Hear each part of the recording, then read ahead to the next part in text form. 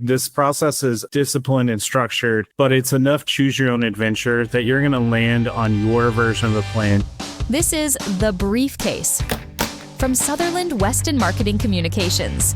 Quick conversations from everyday observations, delivering practical marketing ideas you can carry with you. I'm Corey Morris, CEO of Voltage. And you are the author of a book called The Digital Marketing Success Plan. And I want to start with START because it's an acronym that could really save businesses a whole lot of heartache. Corey, what are you writing about? Yeah, that's ultimately the goal. The book really packages up the 5-step process that I and my team really had overcomplicated for a number of years. Like so many marketing agencies and service-based companies, we have had a process to set goals and try to make the initial phase of figuring out how you make money and what you're doing online to do so overcomplicated or overbranded or looking like a Trojan horse for just any other process packaged up a different way.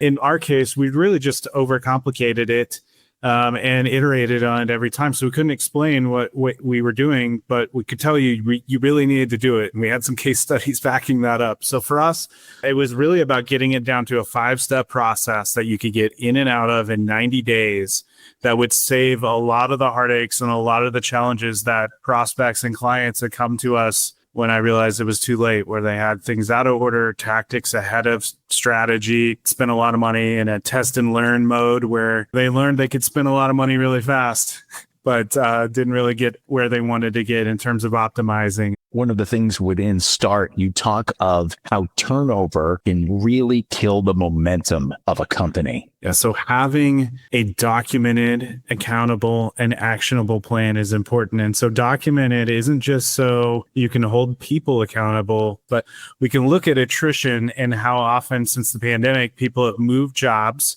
for, in many cases, great reasons, but you want to have a plan that outlives or outlasts the person's tenure who was in that seat, especially if you're investing, whether it's in the C-suite or all the way down to the person nerding out in the weeds of whatever their craft or discipline is in digital marketing. If they go out the door, you don't want to have to start over and start from scratch or have that plan be something that's in their head and that leaves. You also talk about we're at point A, we want to be at point B, but there are benchmarks that you achieve. And if you don't stop and take a moment and make sure you're headed in the right direction, you could be headed south pretty fast. Yeah, there's a nice blend of planned activities versus agile concepts in any solid plan. We're not writing a plan for the year and we're just going to blindly run that plan and hope it works out. But at the same time, people will often not plan because they're like, well, it's digital, it's optimization. We're going to take such an agile approach to it that we chase every shiny object that comes. Sometimes those are external, things like the newest development in AI, the newest disruption in what Google's doing or Facebook or whomever. It could be a competitor, but a lot of those are internal as well. If we're wearing multiple hats in a marketing team or in our business, or we have what I call the CEO drive-by, where it's like, hey, have we thought about this audience? Have we thought about that opportunity? Or we're going to this new trade show, or we're thinking about launching this new product or service. Do we take a time out, even if it's a 5-minute one, and say, how does this restack the priorities, budget allocations, and focus of what we're already targeting versus us chasing that next shiny object? And we do that every month. And then at the end of the year, when we're called to report against the plan and the investment, it just sounds like a bunch of excuses. We could have done all really good things, but we didn't stick to any and see them through far enough.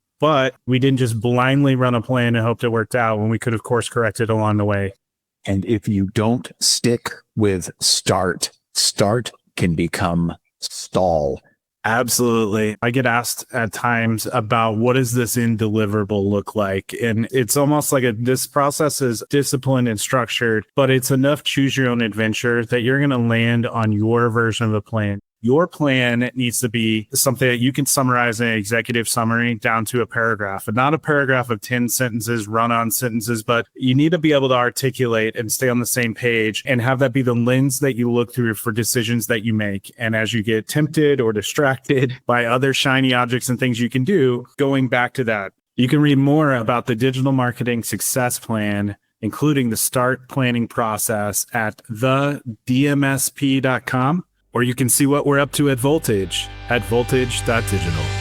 You You've been listening to The Briefcase from Sutherland Weston Marketing Communications. Got a question for the Sutherland Weston team? Email us at sutherlandweston.com.